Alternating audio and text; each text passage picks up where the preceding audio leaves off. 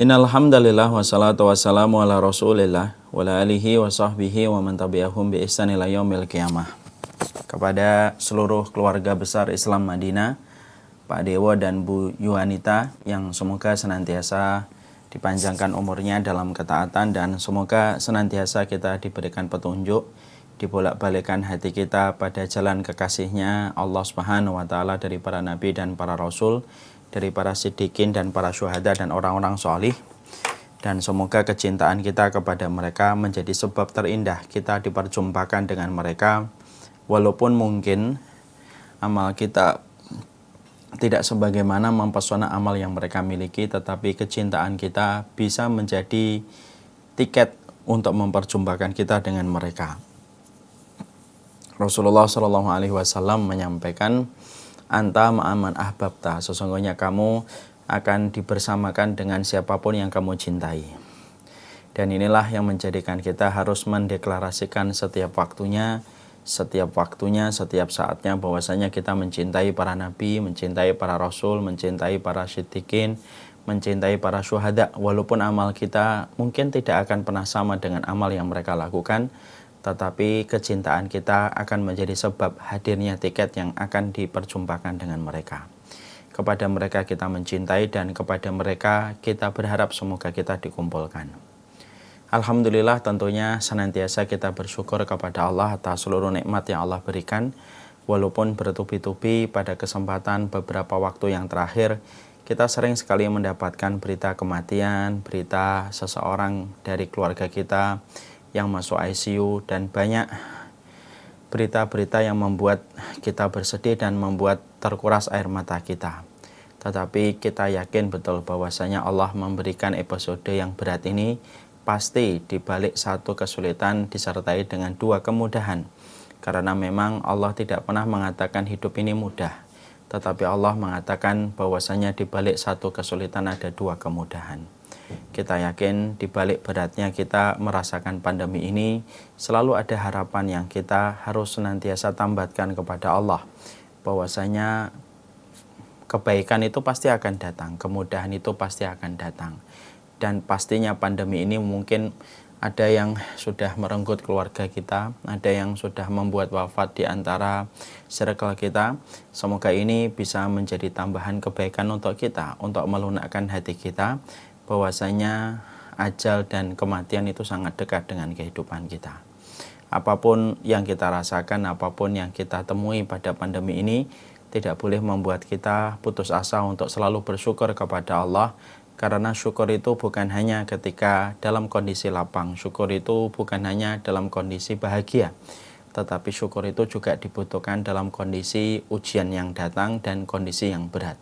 Karena kesyukuran pada kondisi yang berat, itulah perkara yang sangat dicintai oleh Allah pada kehidupan manusia ketika manusia berhasil memaknai syukurnya itu pada setiap kondisi, terutama pada kondisi yang berat.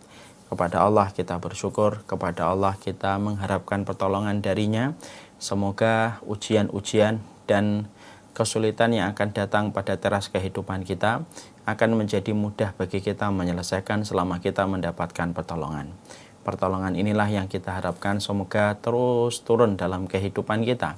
Sebagaimana terus turunnya air hujan dalam beberapa hari ini, semoga air hujan yang selalu diturunkan oleh Allah memberikan sebuah arti bahwasanya pertolongan itu pasti akan datang, sebagaimana air hujan itu pertolongan bagi setiap hewan dan setiap makhluk yang ada di muka bumi. Kepada Allah kita bersyukur dan kepada Allah kita mengharapkan pertolongan dalam setiap perkara. Tentunya kita paham bahwasanya kalau kita bicara tentang zat itu bekal. Sesungguhnya bekal itu secara sederhana ada dua. Bekal yang kita miliki dalam perjalanan di dunia. Bekal ketika kita menabung, ketika kita mempersiapkan di hari tua, mempersiapkan apa yang kita butuhkan nanti ketika kita sudah pensiun, itu namanya zat, itu namanya bekal dalam urusan duniawi kita. Ada yang kedua, yaitu adalah bekal dalam urusan akhirat kita. Satu bekal yang sejatinya kita butuhkan pada kehidupan kelak kita di akhirat. layaknya perjalanan kita ke Surabaya, layaknya perjalanan kita ke Jepang, Belanda, Jerman, kita pasti memerlukan bekal pada destinasi yang kita tuju. Maka sesungguhnya kematian dengan alam barzahnya merupakan destinasi yang juga memerlukan bekal yang harus kita persiapkan. Alangkah naifnya orang yang berangkat ke Jepang ketika dia tidak mempersiapkan bekal. Alangkah naifnya orang yang pergi ke Jerman tidak mempersiapkan bekal. Maka sebagaimana dua kali naifnya orang yang tahu bahwasanya dia menuju kepada destinasi akhirat tetapi dia tidak mempersiapkan bekal. Nah, inilah yang menjadikan kita membahas kitab At-Tadhkirah, kitab yang membahas tentang urusan-urusan dari kematian kita, urusan di alam barzah, urusan bagaimana perjalanan-perjalanan yang berkaitan tentang alam barzah sampai perjalanan kita di akhirat, supaya dengan apa yang kita pelajari kita mampu mempersiapkan bekal apa yang harus kita lakukan supaya sesuai dengan destinasi yang akan kita tuju. Orang yang beruntung yaitu adalah mereka yang mempersiapkan bekalnya pada destinasi yang dia tuju dan sesuai dengan kebutuhan. Inilah yang kita inginkan. Inilah yang menjadikan kita, karena kita tahu bahwasanya orang yang besar itu memikirkan yang besar, dan urusan yang besar itu adalah urusan kematian dan urusan hari kiamat. Anin naba'il adzim. Sesuatu yang besar itu adalah difikirkan sama orang yang besar. Makanya ketika kita ingin menjadi orang yang besar, bukan ingin menjadi orang yang biasa, bukan menjadi orang yang ringkih, tetapi kita ingin menjadi orang yang besar, maka yang kita pikirkan itu adalah sesuatu yang besar, dan sesuatu yang besar itu adalah kematian dan kehidupan kita di akhirat. Dan inilah yang kita persiapkan supaya ketika kita tahu apa yang nanti kita hadapi, kita bisa mempersiapkan planning terukur, tersistematik, kita bisa mempersiapkan roadmap-nya kita sebelum kematian itu datang, supaya kita mampu mempersiapkan yang terbaik pada kehidupan kita ketika kita memejamkan mata. Sekarang mari kita buka. Kemarin kita telah membahas tentang bagaimana statusnya binatang yang dapat mendengar siksa kubur, dan kita telah membahas tentang bagaimana mayit yang mendengar perkataan orang yang hidup. Sekarang kita buka pada halaman 293. Pada penjelasan ini kita akan menjelaskan tentang tafsir surat Ibrahim ayat yang ke-27 sebagaimana yang diterangkan oleh Imam Al-Qurtubi. Sebelum kita menyampaikan tentang berbagai macam keterangan yang ada pada surat Ibrahim ayat yang ke-27, kita bacakan dulu ayatnya. Yusabbitullahu alladhina amanu bil qawli tsabit fil hayatid dunya wa fil akhirah.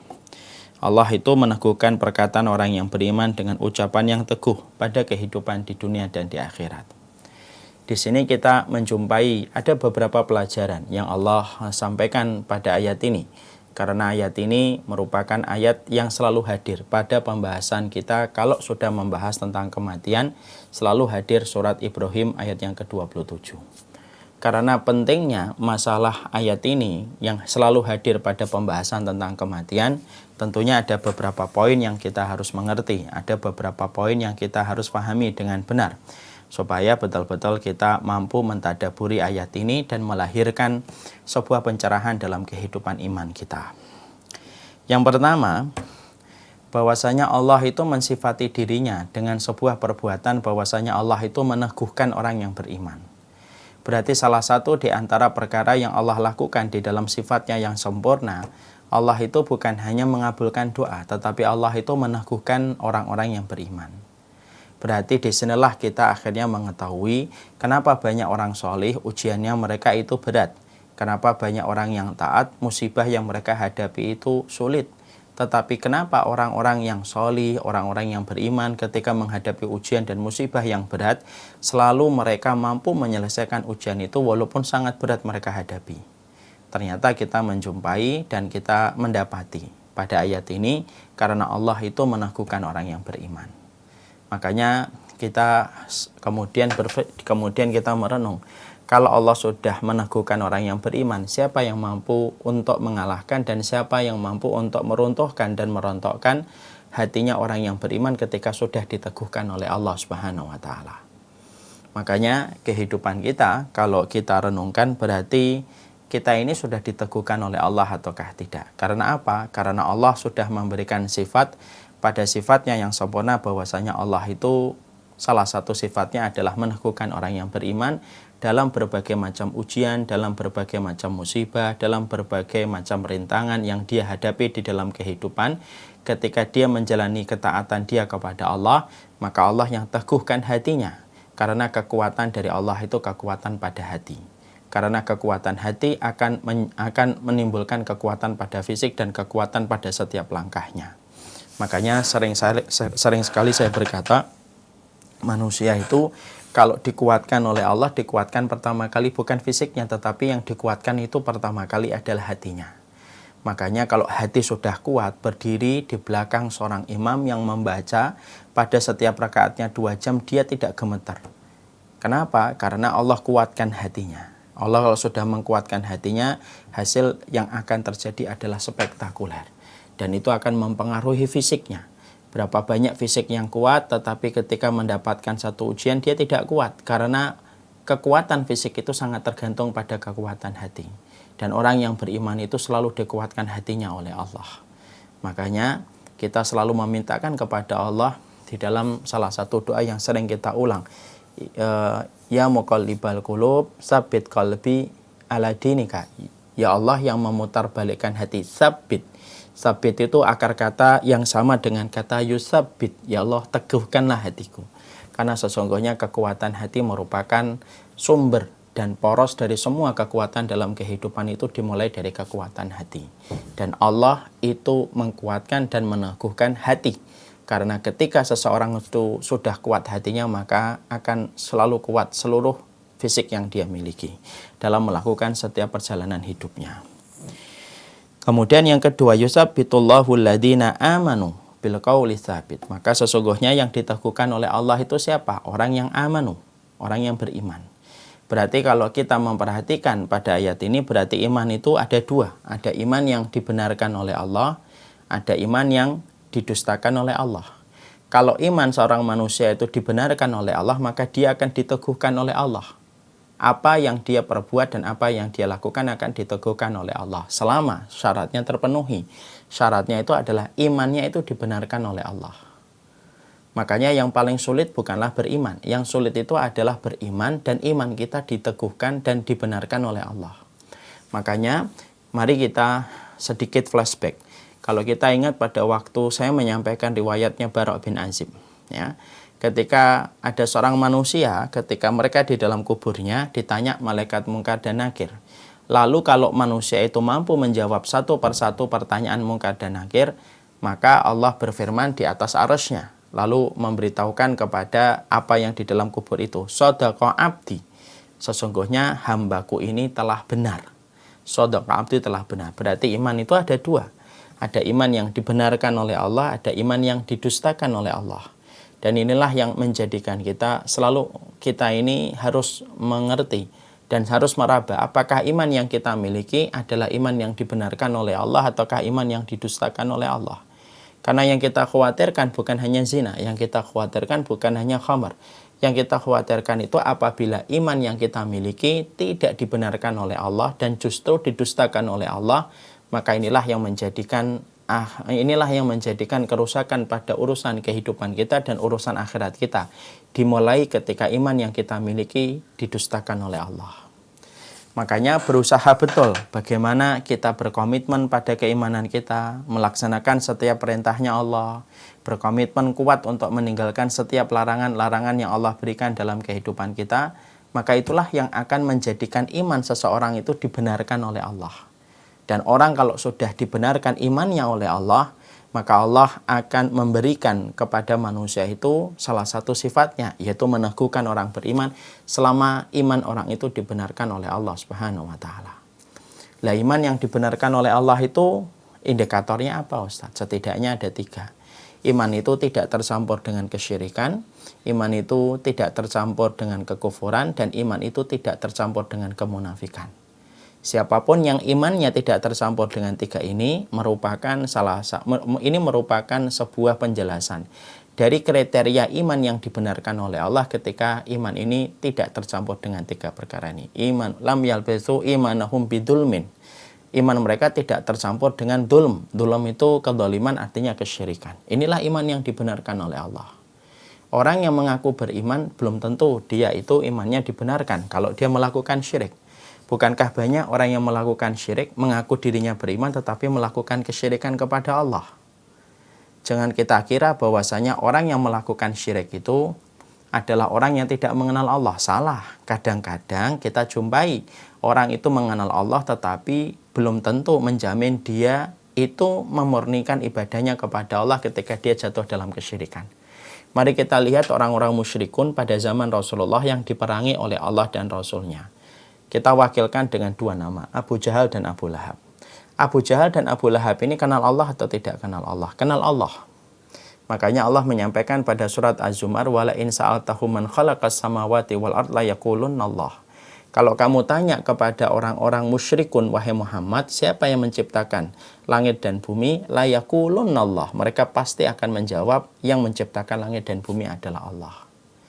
Kenapa orang-orang musyrik pada zaman Rasulullah, Abu Jahal, Abu Lahab, mereka itu kalau ditanya siapa yang menciptakan langit dan bumi, mereka bisa menjawab itu adalah Allah. Tetapi kenapa mereka dianggap oleh Allah sebagai musyrikun? Sebagaimana pada surat Al-Bayyinah, innal ladzina kafaru wal musyrikina fi nari jahannam. Kenapa mereka dianggap musyrik? Karena mereka ketika mengenal Allah tidak disertai dengan sebuah komitmen kuat bagaimana mereka memurnikan ibadah mereka kepada Allah. Makanya syirik itu harus kita paham, syirik itu bukanlah nyembah sama batu. Salah. Salah besar itu. Kalau ada yang mengatakan nyembah sama batu, syirik itu salah. Nyembah sama batu itu bukan definisi kesyirikan, tapi contoh kesyirikan. Jadi salah satu contoh kesyirikan itu apa? Nyembah sama batu. Tapi dia bukan makna kesyirikan. Lah syirik itu apa, Ustaz? Syirik itu adalah antaj'ala lillahi niddan wa huwa khalaqaka. Yaitu adalah syirik itu adalah kamu mendatangkan tandingan bagi Allah padahal Allah yang menciptakan kamu. Maka itulah yang disebut dengan syirik. Makanya orang yang menduakan Allah di dalam doa, dia berdoa kepada Allah dan berdoa kepada selain Allah, syirik. Walaupun dia juga berdoa kepada Allah, tetapi dia tidak memurniakan doanya hanya kepada Allah, tapi dia doa kepada selain Allah. Inilah yang disebut dengan kesyirikan ketika mendatangkan selingkuhan pada hatinya, pada keimanannya. Selain dari Allah, dia mengimani bahwasanya ada yang lain yang bisa mendatangkan manfaat dan manfaat selain Allah. Syirik dalam masalah taat, dia taat kepada Allah sama dengan taatnya kepada makhluk, bahkan taatnya kepada makhluk bisa jadi lebih besar daripada taatnya kepada Allah. Syirik dalam taat. Syirik dalam masalah cinta, dia cintanya kepada makhluk lebih besar daripada cintanya dia kepada Allah. Hati-hati nih, ini termasuk pada syirik mahabbah. Ada yang keempat yaitu syirik dalam niat. Niatnya dalam kehidupan ini bukan untuk Allah, tapi hanya untuk meraih dunia, meraih materi terus menerus. Maka ini juga disebut dengan syirik di dalam masalah niat. Makanya kalau kita sudah bicara, karena kita ingin mentadaburi tentang surat Ibrahim, karena status keselamatan kita di alam barzah itu tergantung iman kita yang dibenarkan oleh Allah. Dan iman yang dibenarkan oleh Allah itu adalah iman yang ketika iman itu tidak tercampur yang pertama dengan kesyirikan. Makanya kita harus mempelajari syirik itu apa. Akidah ini harus kita betul-betul fahami, harus betul-betul kita pelajari, harus betul-betul kita gali setiap waktunya. Karena inti dakwahnya para nabi itu mengajarkan tentang tauhid, dan tauhid itu head to head dengan kesyirikan. Orang yang faham tentang tauhid, yang faham konsekuensi dari tauhid itu akan mengerti bagaimana Islam itu berlepas diri dari kesyirikan. Tetapi naasnya hari ini materi kesyirikan itu menjadi salah satu materi yang banyak orang tidak tahu. Definisi syirik tidak paham, macam-macam syirik tidak mengerti. Dan ini bisa berakibat fatal. Kenapa? Ketidaktahuan seseorang pada sesuatu akan sangat besar memungkinkan dia terperosok pada sesuatu itu. Kita kalau tidak tahu tentang sesuatu, maka kita akan lebih mudah terperosok pada sesuatu itu. Kalau orang tidak mengerti tentang syirik ketika mereka tidak pernah mempelajari tentang tauhid, dari semenjak kecil dia tidak pernah belajar akidah, dia tidak pernah belajar tauhid, maka sangat besar orang-orang semacam ini akan terperosok kepada kesyirikan. Dan kesyirikan ini termasuk salah satu fitnah yang kita harus betul-betul khawatirkan. harus betul-betul kita takutkan bisa menimpa keimanan kita. Kenapa kita harus betul-betul mengkhawatirkan kesyirikan itu, Ustaz? Karena begini. Karena Rasulullah SAW menyampaikan pada sebuah hadis yang sahih. Wa ma antum fi syirki illa kasya'ratil bayda fi jildi sawril aswadi. Perumpamaan kalian umatku yang jatuh di dalam kesyirikan itu sebagaimana perumpamaan domba yang hitam legam. Dari seluruh tubuhnya, dari kaki, telinga, moncong hidungnya, semuanya hitam. Lalu kemudian ada garis melintang putih sedikit. Nah, garis melintang putih sedikit itu, kata Nabi, menggambarkan umatku yang selamat dari kesyirikan. Adapun hitamnya domba itu menggambarkan umatku yang terperosok di dalam kesyirikan. Itu kata Rasulullah. Kalau kita sudah mendengar sabda ini dari Nabi ketika Nabi sudah memprediksikan bagaimana kondisi umatnya nanti di akhir zaman, ketika banyak yang terperosok kepada kesyirikan, sampai Nabi memberikan perumpamaan dan permisalan yang sangat gamblang. Sebagaimana domba yang berwarna hitam legam di sekujur tubuhnya, ada garis melintang putih. Garis melintang putih merupakan umatnya Nabi yang selamat dari kesyirikan. Dominasi hitam pada domba itu merupakan gambaran dari umatnya Nabi yang terperosok dari kesyirikan. Lalu pertanyaan kita, siapa yang berani untuk menepuk dada dan berkata, saya insya Allah yang tidak termasuk syirik itu, Ustaz? Lah, siapa yang menjamin? Siapa yang menjamin? Makanya memastikan bahwasanya betul-betul kita harus memahami tentang tauhid ini. Karena apa? Karena kita tidak akan mungkin diteguhkan oleh Allah pada kehidupan di dunia, dan kita tidak mungkin diteguhkan oleh Allah pula ketika kita meninggal dunia untuk mampu menjawab pertanyaan mungkar dan nakir ketika bertanya tentang siapa Tuhanmu, siapa Robmu, sampai betul-betul kita memastikan iman yang kita miliki tidak tersengat oleh kesyirikan. Tidak tersengat oleh kesyirikan. Dan orang itu tidak akan mampu menjaga dirinya dari kesyirikan kalau dia tidak tahu syirik itu apa. Nah, ini yang penting untuk kita pahami.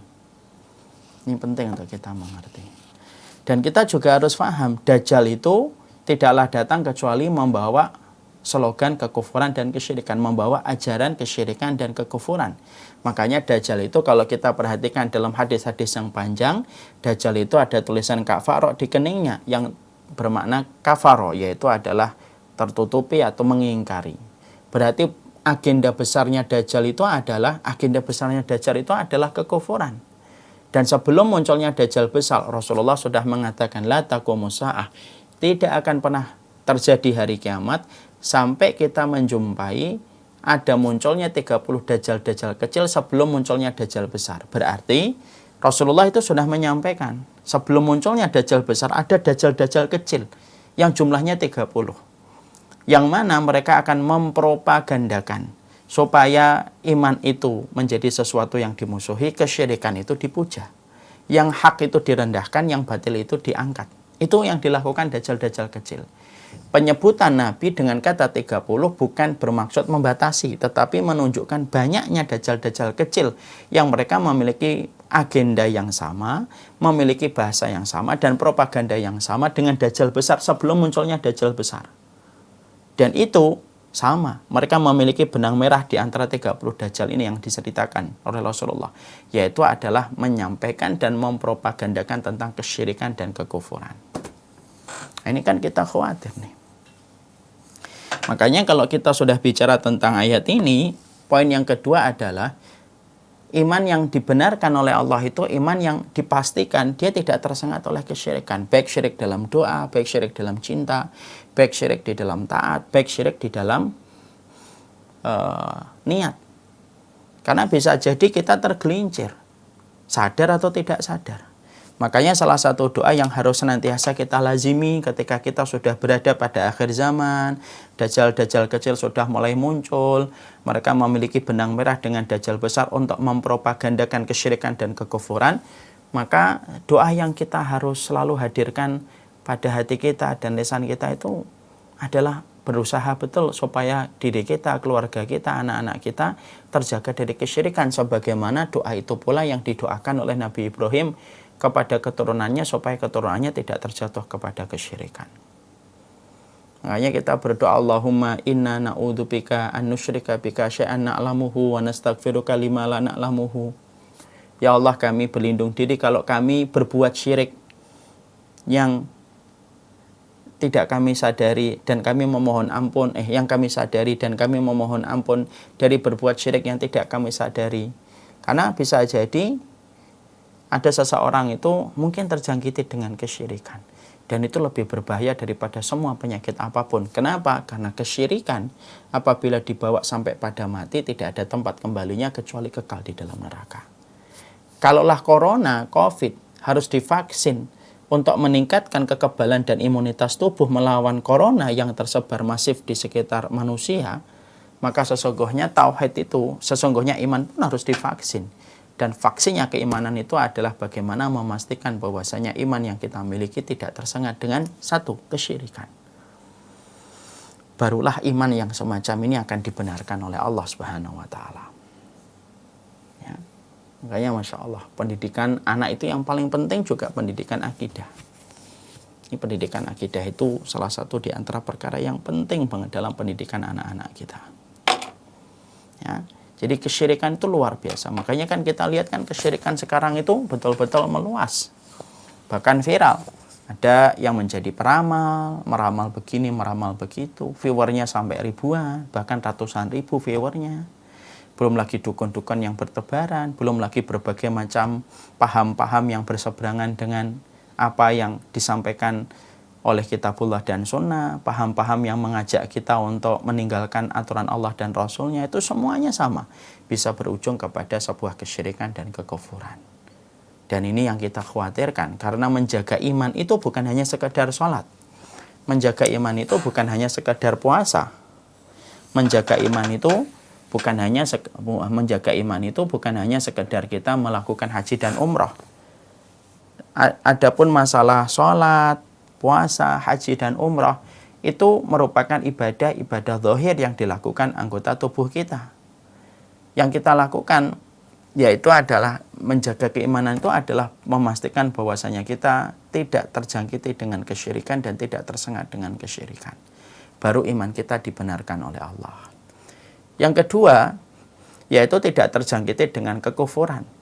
Ya, kekufuran hampir sama dengan kesyirikan. Kalau kekufuran itu yaitu pengingkaran terhadap kitabullah, pengingkaran kepada ayat-ayat Allah dan hadis Nabi, itu kekufuran.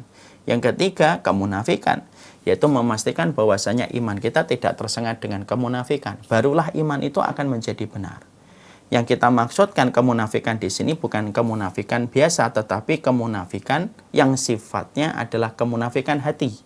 Kemunafikan hati itu lebih parah daripada kemunafikan amal.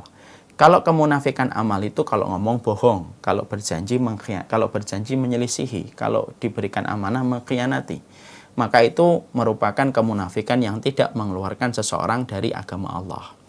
Tapi yang kita maksudkan iman itu kalau dibenarkan oleh Allah, dia harus steril dari kemunafikan. Kemunafikan ini kemunafikan etikodi yang sudah sering saya sampaikan berulang-ulang. Kemunafikan etikodi itu apa? Membenci Rasul, membenci ajaran Rasul, mendustakan apa yang disampaikan Rasul. Lalu senang kalau orang muslimnya kalah, sedih kalau orang muslimnya menang, senang kalau orang kafirnya menang, sedih kalau orang kafirnya itu kalah. Itulah yang disebut dengan kemunafikan i'tiqadi. Yang mana kalau dia menempel pada dinding keimanan seseorang, maka iman itu akan menjadi hilang seketika, mati seketika. Ya, sebagaimana kotoran kucing kalau sudah mendarat di rumput, saking panasnya kotoran kucing itu, maka rumput langsung jadi mati.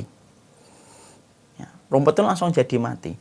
Maka dinding hati kalau sudah tertempel dengan kemunafikan, maka iman itu langsung mati dia. Karena dia tidak kuat untuk menahan buruknya dan kehinaan yang dimiliki pada kemunafikan. Makanya kemudian orang-orang munafik ini, menjadi orang munafik itu sesuatu yang kita harus khawatirkan. Bukan menjadikan kita gampang nuduh orang munafik, bukan itu. Tapi untuk meraba diri kita ini, jangan-jangan kita menjadi munafik atau tidak. Dan pertanyaan apakah kita menjadi munafik ataukah tidak, itu pertanyaan yang wajar dalam keimanan. Bukankah Umar itu meraba hatinya bahwasanya dia khawatir jadi munafik? Setingkat Umar bin Khattab radhiyallahu anhu. Makanya kita coba bedah sirah. Bukankah orang yang mengetahui nama orang munafik pada zaman Rasulullah itu Thalhah? Ya, sahabat bukan sahabat Thalhah. Hudzaifah. Sahabat Hudzaifah Ibnul Yaman itu yang mengetahui siapa nama orang-orang munafik pada zaman Rasul. Perhatikan, apa yang dilakukan Umar kalau dia mendekat kepada Hudzaifah. Ya Hudzaifah, apakah saya ini orang munafik ataukah tidak? Bahkan Abu Bakar itu juga pernah mengatakan apakah Abu Bakar itu telah munafik? Karena sesungguhnya kemunafikan ini yang kita khawatirkan. Dan Ibnu Shuraih rahimahullahu ta'ala seorang tabi'in berkata, tidaklah aku menjumpai 30 sahabat kecuali tidak ada yang paling mereka khawatirkan kecuali menjadi munafik. Jadi para sahabat itu khawatir menjadi munafiknya itu besar banget. Dan itu nampak tercermin pada sikap yang diperlihatkan oleh Umar bin Khattab radhiyallahu anhu. Makanya Umar bin Khattab itu merasa jangan-jangan saya munafik. Makanya juga Handhalah dan Abu Bakar kan pernah merasa begitu. Handhalah pada satu waktu keluar dari rumahnya berkata, laqad nafaqa Handhalah. Handhalah telah menjadi munafik, ketemu dengan Abu Bakar. Sampai Abu Bakar juga mengatakan, Abu Bakar juga telah menjadi munafik. Saking besarnya khawatirnya mereka. Kalau pada zaman Umar bin Khattab, Abu Bakar, ternyata mereka sudah khawatir terhadap kemunafikan karena ada orang-orang munafik yang hidup pada zaman Rasulullah, apalagi 1400 tahun setelah mereka. Orang munafik itu ribuan kali lipat jumlahnya daripada jumlah yang pernah hadir pada zaman Rasulullah. Dan kita pun juga harus merasa apakah kita ini menjadi munafik ataukah tidak. Ini penting. Karena apa? Hasan Al-Basri itu berkata, orang yang selalu merasa khawatir dirinya munafik, justru disitulah tumbuh keimanan. Karena iman itu yang benar akan menjadikan seseorang itu merasa gelisah apakah dia munafik ataukah tidak. Tapi kalau orang itu merasa dirinya itu aman dari kemunafikan, bisa jadi telah tumbuh kemunafikan. Dan kemunafikan ini, Masya Allah, ini luar biasa, begitu banyak. Orang-orang yang nanti mengaku dirinya muslim, diulang-ulang itu, saya ini muslim, tapi dia benci syariat. Dia benci agamanya, dia benci syariat agamanya gitu. Makanya kalau saya melihat orang semacam ini, kalau ada orang yang benci sama agamanya sendiri gitu, padahal dia mengaku muslim berkali-kali walaupun tidak ditanya. Kadang-kadang pertanyaan saya kepada mereka itu simpel, sederhana. Kalau memang agama ini sudah tidak lagi menarik bagimu karena kamu melihatnya selalu buruk, lalu alasan apa yang membuatmu bertahan pada agama ini? Karena orang munafik itu selalu memandang agamanya itu buruk.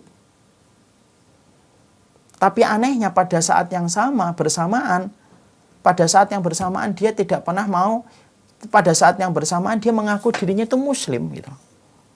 Makanya orang munafik pada zaman Rasulullah SAW itu apa? Ittakhadhu aymanahum junnatan fasaddu an sabilillah. Orang munafik pada zaman Rasulullah itu selalu mereka itu bersumpah bahwasanya mereka itu beriman. Tetapi iman yang mereka dustakan ketika mereka bersumpah untuk menyesatkan orang dari jalan Allah yang lurus. Nah, munafik ini tentunya ada dua. Ada munafik du'atun, ada munafik muqallidun. Ada munafik yang sifatnya itu penyeru, dia ting-tengnya, dia betul-betul yang menggelorakan kemunafikan itu namanya pemimpin-pemimpin munafik. Namanya du'atun, diambil dari kata da'i. Lalu kemudian pluralnya du'atun. Dia menyeru, dia mempropagandakan, dialah yang membuat segala macam pemberitaan tentang kemunafikan. Ini namanya du'atun. Ada yang muqallidun, ada yang ikut-ikutan.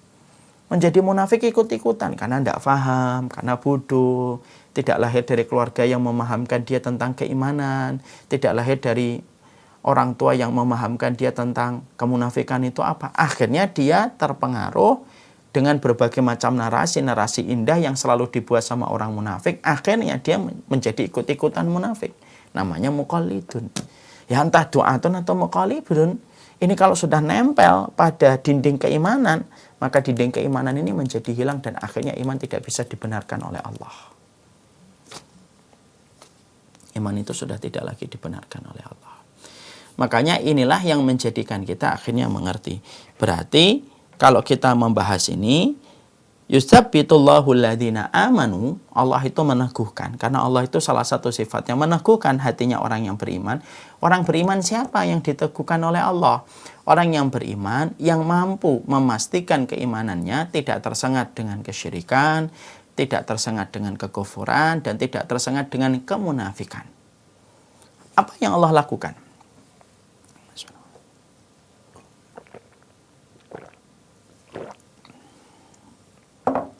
Apa yang Allah lakukan ketika kemudian Allah itu mendapati orang-orang yang beriman yang didustakan, yang dibenarkan?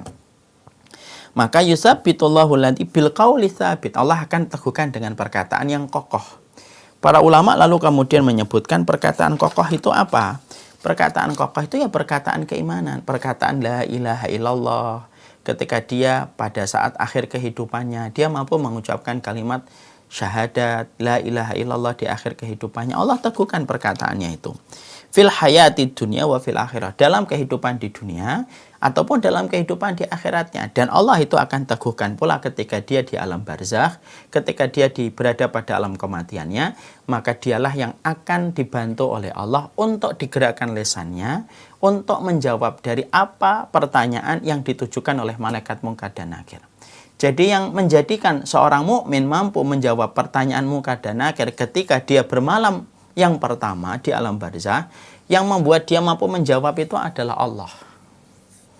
Karena Allah mendapati imannya itu benar, imannya itu jujur, imannya itu bukan iman yang dusta. Ketika Allah mendapati imannya itu jujur, imannya bukan iman yang dusta, maka Allah meneguhkan perkataannya. Perkataannya ketika menjelang kematiannya dan perkataannya ketika berada di alam barzakh, maka dia mampu menjawab, ini adalah Rasulullah. Ketika ditanya siapa sosok laki-laki ini adalah Muhammad Rasulullah.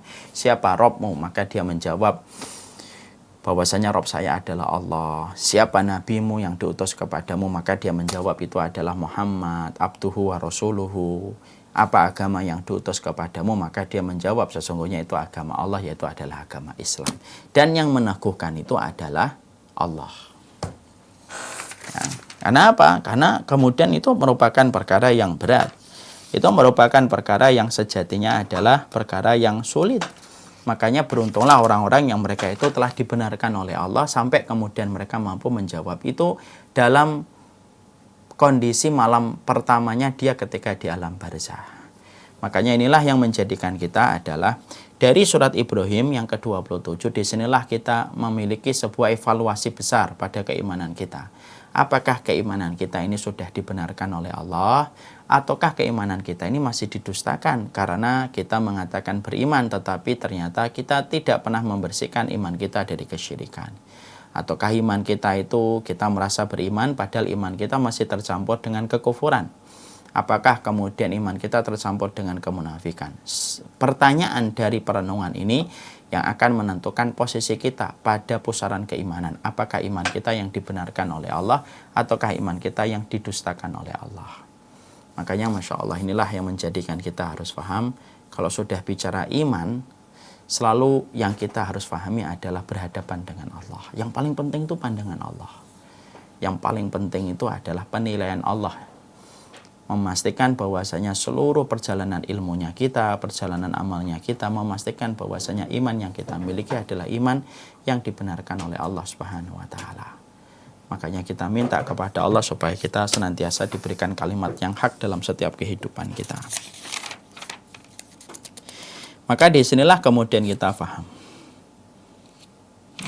Itulah yang kita pahami dari tafsir surat Ibrahim ayat yang ke-27. Sekarang kita akan buka halaman 297. Setelah kita bicara tentang perenungan dan tadabbur yang disebutkan oleh Imam Al-Qurtubi pada surat Ibrahim ke-27, kemudian Imam Al-Qurtubi menyampaikan hal-hal yang dapat menyelamatkan mukmin dari bencana di alam kubur, fitnah dan azabnya. Ini sudah pernah kita sampaikan, tapi kita coba jelaskan kembali karena ini ada di kitabnya walaupun tidak secara detail karena sudah kita sampaikan. Perkara-perkara yang bisa menyelamatkan mukmin dari bencana di alam kubur dan fitnahnya itu ada beberapa macam. Yang pertama, menjaga perbatasan negara. Maka ini merupakan salah satu di antara keutamaan yang besar, menjaga perbatasan dari serangan-serangan musuh yang mereka ingin untuk merusak dan ingin memerangi negara yang dihuni oleh kaum muslimin sebagai mayoritasnya. Makanya Rasulullah SAW menyampaikan ribatu yaumin wa lailatin khairum min siyami syahrin wa qiyamih wa in mata jaro alaihi amaluhu alladhi kana ya'maluhu wa ujri alaihi rizquhu wa aminal fattan. Menjaga perbatasan negara sehari semalam lebih baik daripada puasa sunnah. disertai sholat malam selama 1 bulan. Jika dia meninggal ketika dia menjaga perbatasan itu, maka mengalir kepadanya amal yang pernah dilakukan, dialirkan kepadanya rezekinya, dan dia dipelihara dari penguji kubur. Artinya bahwasanya menjaga di perbatasan-perbatasan kaum muslimin, ya, lalu dia menjaga itu supaya kaum muslimin itu dalam kondisi yang aman, dia dalam kondisi yang aman, tidak terancam dengan keserangan, tidak terancam dengan kematian. Orang-orang yang berkorban ketika dia ribat menjaga di perbatasan, maka sesungguhnya itu merupakan salah satu amal yang bisa mengamankan seseorang dari fitnah dan adab di dalam kuburnya. Kemudian yang kedua, termasuk di antara perkara yang bisa memberikan penjagaan dan keselamatan kepada kita ketika kita berada di alam barzah itu apa? Yaitu adalah terbunuh. Orang yang terbunuh berperang di jalan Allah. Ini disebut dengan mati syahid. Orang-orang yang mereka itu mati syahid termasuk salah satu perkara yang mengamankan kehidupan seseorang di dalam barzahnya, di dalam kuburnya. Katanya kita paham ya, orang yang mati syahid dan tidak ada yang dia miliki pada niatnya kecuali adalah membela kalimat Allah, niat itu benar, lalu dia terbunuh di tempat yang benar dalam peperangan, maka sesungguhnya Allah akan memberikan kepadanya banyak keistimewaan, dimulai dari kematiannya. Kematiannya, maka dia tidak merasakan sakaratul maut. Jadi seluruh sakaratul maut yang dirasakan manusia sampai Nabi merasakan sakaratul maut itu tidak dirasakan oleh mereka yang matinya mati syahid. Orang yang terbunuh dalam peperangan, contohnya di Palestina, ada peperangan melawan Israel, kemudian salah satu di antara orang yang berjuang mujahidnya itu ada yang ditembak, lalu terkena bagian kepalanya. Lalu dia sempat meregang nyawa, mungkin setengah jam sampai meninggal dunia. Maka dia tidak merasakan sakaratul maut. Tidak merasakan sakaratul maut. Dia hanya merasakan sebagaimana digigit semut, dan itu merupakan sebuah kenikmatan baginya. Makanya orang yang mati syahid, kalau sudah di akhirat tidak ada permintaan mereka, kecuali mereka ingin balik ke dunia supaya merasakan kembali sensasi mati syahid. Ketika mereka tidak merasakan apapun kecuali digigit semut. Nah, contohnya gampang, kayak kita di wahana hiburan, lalu ada permainan yang kita sukai. Pastinya setelah kita selesai, kita ngantri lagi untuk main itu lagi. Ngantri lagi sampai bosan baru kita selesai. Nah, itulah gambarannya mereka yang mati syahid. Makanya dalam salah satu riwayat disebutkan, ya, di dalam satu hadis yang sahih, lisyahid, dalam satu hadis yang sahih qarib, lisyahid indallahi sittu khisalin yughfar lahu fi awali daf'ati wa yara maq'adahu minal jannah wa yujaru min adzabil qabr. Orang yang mati syahid di sisi Allah akan mendapatkan 6 keutamaan sekaligus. Yang pertama, yughfar lahu fi awali daf'atin, maka dia itu akan diampuni dosanya pertama kali semenjak kemudian keluarnya darah, diampuni dosa-dosanya. Wa yara maq'adahu minal jannah, kemudian dia mampu melihat tempat duduknya di surga. Jadi nanti ketika meninggal dunia, ketika di alam barzah, dia mampu melihat tempat duduknya di surga. Itu nanti, itu tempat saya nanti. Itu tempat saya nanti. Ya. Wa yujaru min adzabil qabr, diamankan dia dari adab kubur. Wa ya'manu minal faz'il akbar, dan kemudian dia itu diamankan dari keterkejutan besar, yaitu hari kiamat tuh dia nanti enggak ketakutan. Jadi sudah dia itu akan diampuni semenjak dia meninggal dunia, semenjak tetesan darahnya. Makanya orang yang mati syahid, bajunya tidak dicuci. Dia akan dimakamkan bersama dengan baju yang dipakai berperang, dan tidak digantikan dengan kain kafan, dan dia tidak dimandikan. Kenapa? Supaya darah itu akan menjadi saksi di hadapan Allah atas perjuangan dia ketika dia membela kalimat Allah. Itu rahasianya kenapa orang yang mati syahid tidak dimandikan dan tidak dikafani. Lah darahnya yang mengucur itu menjadi saksi dia diampuni dosanya. Lalu kemudian dia itu akan melihat tempat duduknya di surga. Lalu kemudian dia diamankan ketika di dalam kubur, dia aman, dia tidak tersentuh oleh apapun dari azab kubur, tidak tersentuh apapun. Karena apa? Karena dia sudah mendapatkan ketakutan di saat dia sedang berperang di jalan Allah. Ya, makanya kemudian ada satu riwayat yang kita jumpai bahwasanya kafa bibarikatis suyufi ala ra'sihi fitnatan, ya. Cukuplah kilatan pedang yang dilihat sama orang yang sedang berjihad itu menjadi ujian baginya. Jadi kenapa orang yang mati syahid tidak mendapatkan fitnah kubur. Dia tidak mendapatkan fitnah kubur. Ya, dia betul-betul ngerasa aman, dia nggak ada ketakutan ketika dia di dalam di dalam kuburnya. Karena ketakutan yang dia dapatkan ketika dia berperang itu sudah menjadi ketakutan, penyebab gugurnya ketakutan dia di dalam kuburnya. Kenapa? Ketakutan ketika membela kalimat Allah di dunia, itulah yang menjadi alasan terindahnya Allah untuk tidak memberikan ketakutan kepadanya ketika dia berada di alam barzakh.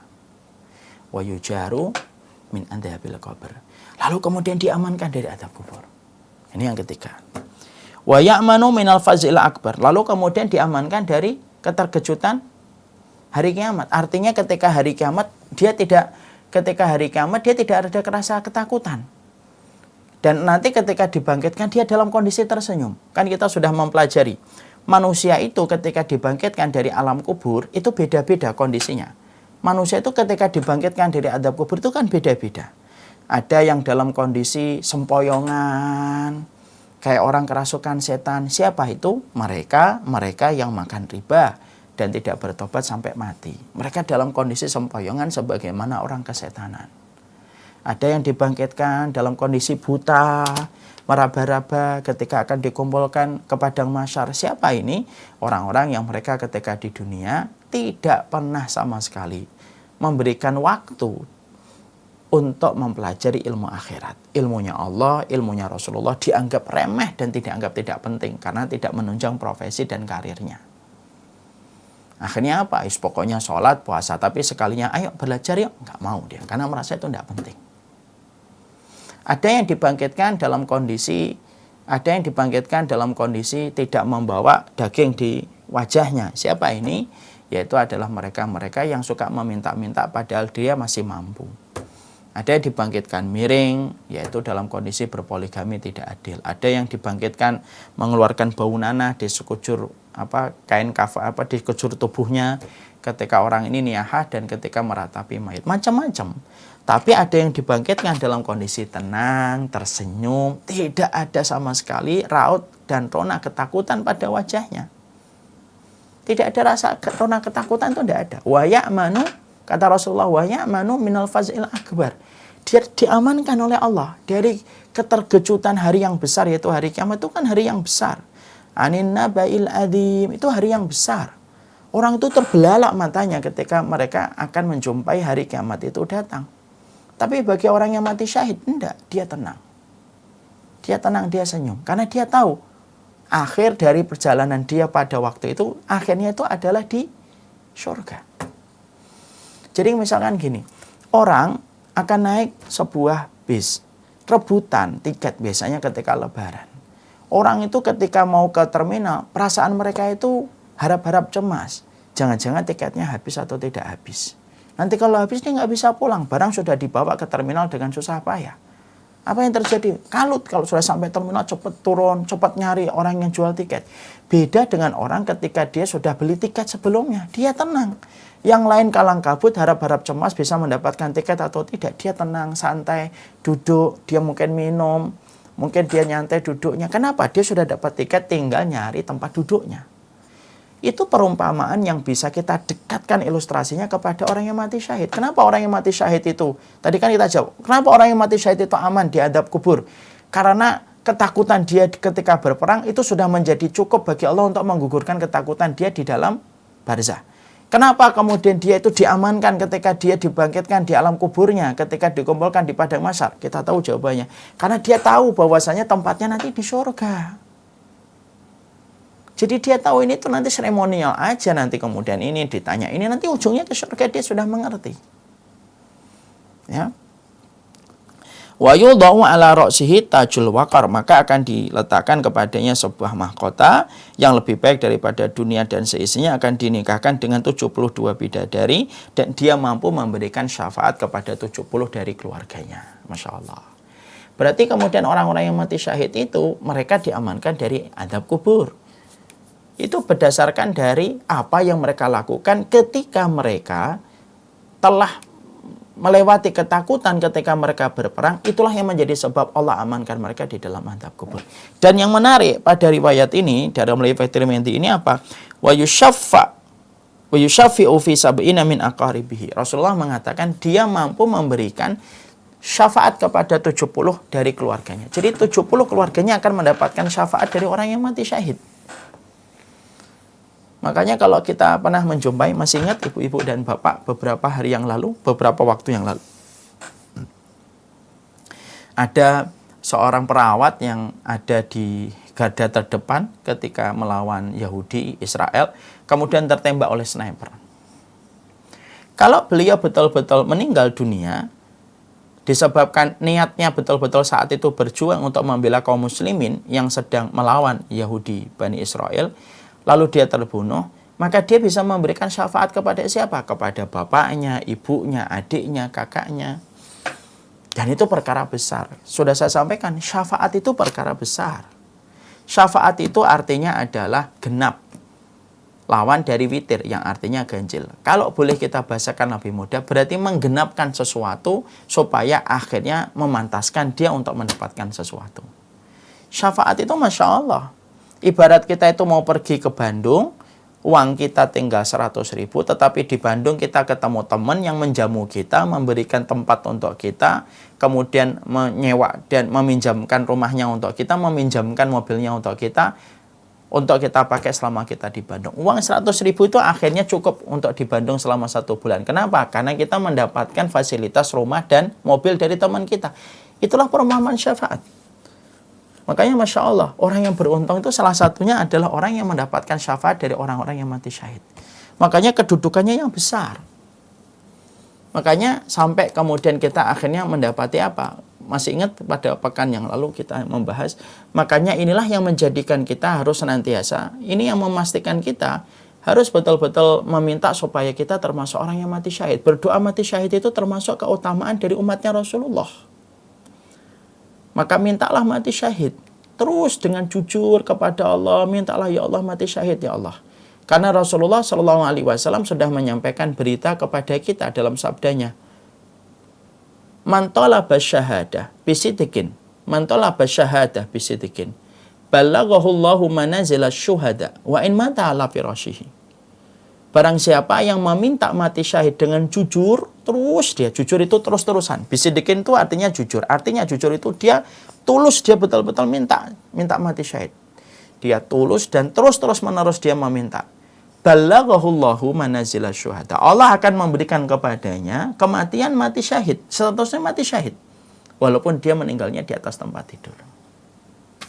Dia tetap mati syahid. Karena ada orang yang meninggal di atas tempat tidur, tapi statusnya mati syahid. Kenapa? Karena kecintaannya kepada mati syahid. Contoh, Khalid bin Walid meninggalnya di atas tempat tidur, bukan di peperangan. Padahal maaf, sekujur tubuhnya itu terluka dengan berbagai macam sabetan, pedang, tombak, panah yang hampir mengenai seluruh permukaan tubuhnya, tidak ada yang tersisa, kecuali di situ ada luka dari senjata. Apakah kita mengatakan bahwasanya Khalid bin Walid tidak mati syahid? Khalid bin Walid insya Allah mati syahid. Kecintaannya beliau kepada mati syahid itulah yang insya Allah menjadikan dia mati syahid. Kenapa? Kecintaan kepada mati syahid itu yang akan mendapatkan keutamaan mati syahid itu. Walaupun meninggalnya di atas tempat tidur. Mungkin ada yang bertanya, Ustadz kenapa ya Khalid bin Walid tidak mati syahid di tempat peperangan? Penjelasannya disampaikan oleh seorang sahabat. Karena Khalid bin Walid itu bergelar dengan Saifullah, pedangnya Allah, Al-Maslul yang terhunus.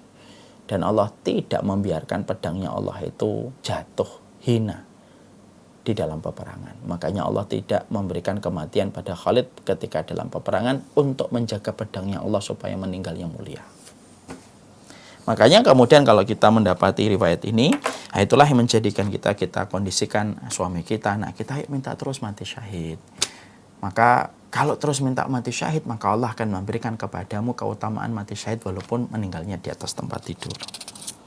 Bacaan tertentu, artinya membaca Al-Mulk itu termasuk salah satu perkara yang bisa menjadikan seseorang itu diamankan dari azab kubur. Makanya pastikan kita menghafalkan surat Al-Mulk. Tabarakalladzi biyadihil mulku wa huwa ala kulli syai'in qadir. Harus dihafal kalau bisa, harus ditargetkan, harus diupayakan. Ustadz, ini saya sudah tua. Ini loh, begini. Kemampuan otak itu tidak pernah berhenti sampai kapanpun. Kalau ada di antara kita yang mengatakan otak itu bekerja terhenti setelah dia berumur 30 tahun, enggak ada itu. Otak terus bekerja, dia selama masih hidup terus bekerja dia. Makanya kita harus mengasah kemampuan otak, dan tidak ada perkara yang paling patut untuk mengasah otak kita kecuali dengan hafalan Quran. Bisa Ustaz? Bisa. Insya Allah bisa.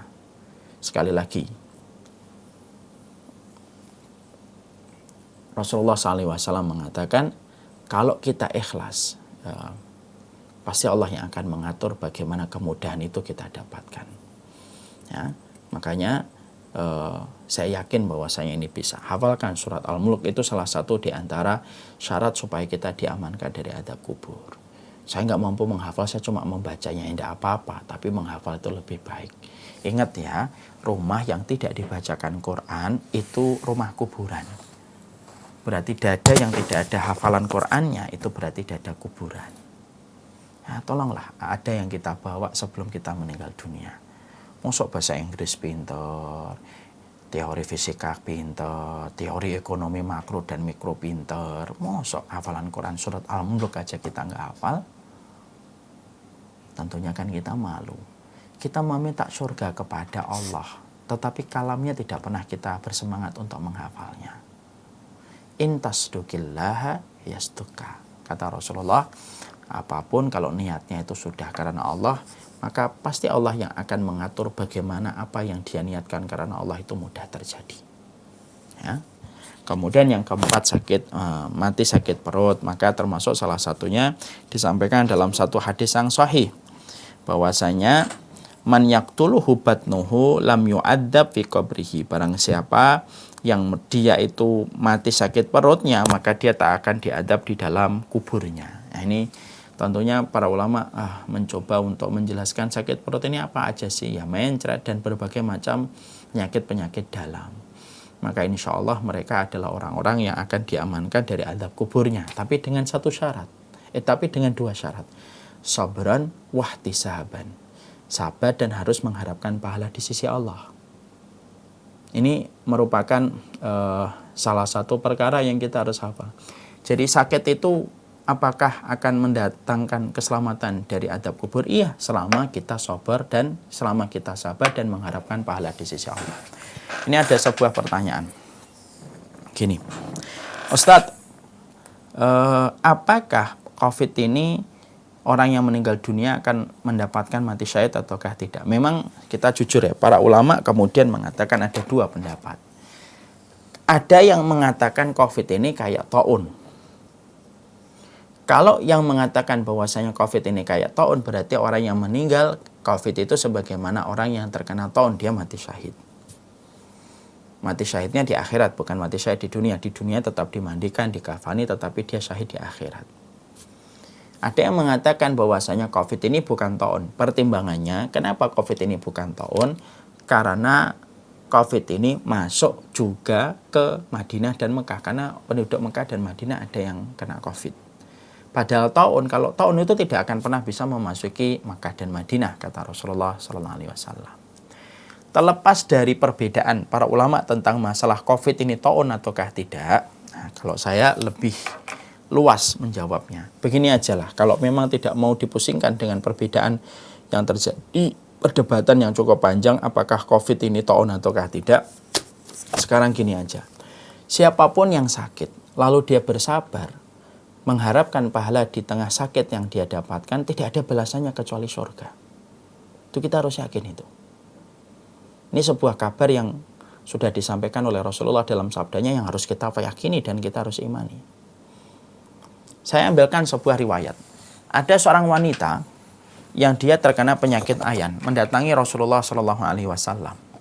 Lalu dia berkata, ya Rasulullah, saya ini terkena penyakit ayan, dan saya meminta supaya saya disembuhkan ya Rasulullah. Nabi kemudian berkata, kamu pengen saya doakan sembuh, atau kemudian saya saya doakan sembuh, atau kamu itu bersabar lalu kamu mendapatkan surga. Lalu kemudian perempuan itu berkata, saya kalau memang sabar saya mendapatkan surga, saya kemudian pengen bersabar ya Rasulullah, supaya mendapatkan surga. Ya sudah, Rasulullah nggak mendoakan. Akhirnya wanita itu berpaling dari Nabi. Dalam perjalanan, tiba-tiba wanita itu balik lagi kepada Rasulullah. Ya Rasulullah, kecuali satu ya Rasulullah. Apa? Ketika ayan saya sering kambuh, sering sekali aurat saya tersingkap tanpa sengaja. Tolong doakan saya supaya ketika ayanku kambuh, Allah itu menutup auratku. Nabi berdoa, mendoakan kepadanya. Wanita ini kemudian langsung pergi. Dan tidaklah wanita ini kecuali sering kambuh ayannya. Dan semenjak didoakan Nabi, tidak pernah sama sekali auratnya tersingkap. Walaupun ayannya kambuh dengan luar biasa. Dan wanita ini disifati oleh Nabi dengan wanita penduduk surga. Padahal penyakitnya ayan, epilepsi. Apa yang kita ambil di situ? Sebenarnya semua sakit, entah itu corona atau COVID itu taun atau tidak taun, siapapun yang terkena penyakit, lalu dia bersabar, lalu dia mengharapkan pahala di sisi Allah, maka sesungguhnya dia itu akan diberikan oleh Allah dengan surga selama dia mampu memiliki dua perkara, sabran wahtisaban. Dia sabar dan dia mengharapkan pahala di sisi Allah. Itu yang kita harus pegang. Ya, adapun apakah dia taun atau tidak taun, biarkan para ulama membahasnya itu. Nah, itu yang kita harus pahami. Jadi pastikan bahwasanya kalau ada di antara keluarga kita sedang sakit, pastikan dua ini harus terjaga. Sabar, ihtisab, sabar, ihtisab, sabar, ihtisab. Ihtisab itu apa? Mengharapkan pahala di balik sakit yang dia derita. Kemudian yang kelima, mati di malam hari. Ini termasuk salah satu perkara yang mengamankan kita dari azab kubur. Tentunya ini memerlukan keterangan lebih lanjut ya, selama dia beriman, selama dia taat. Karena banyak orang kafir juga yang mati pada hari Jumat. Kemudian orang yang mati syahid dan orang yang sidik, maka ini termasuk orang-orang yang mereka diberikan oleh Allah kematian dalam kematian yang akan diamankan dari azab kubur. Sekarang kita buka halaman 308. Tempat duduk mayit diperlihatkan kepadanya pagi dan sore. Maksudnya apa ini? Jadi mayit itu akan diperlihatkan kepadanya tempat duduknya di pagi dan sore. Apa itu maksudnya? Insya Allah kita akan lanjutkan pada pertemuan kita selanjutnya. Wassalamualaikum warahmatullahi wabarakatuh. Ini yang dapat kita sampaikan. Berarti kita sampai kepada pembahasan tentang mayit diperlihatkan tempat duduknya pagi dan sore dalam pembahasan kita berikutnya. Wassalamualaikum warahmatullahi wabarakatuh. Saya serahkan kembali ke Pak Dewo.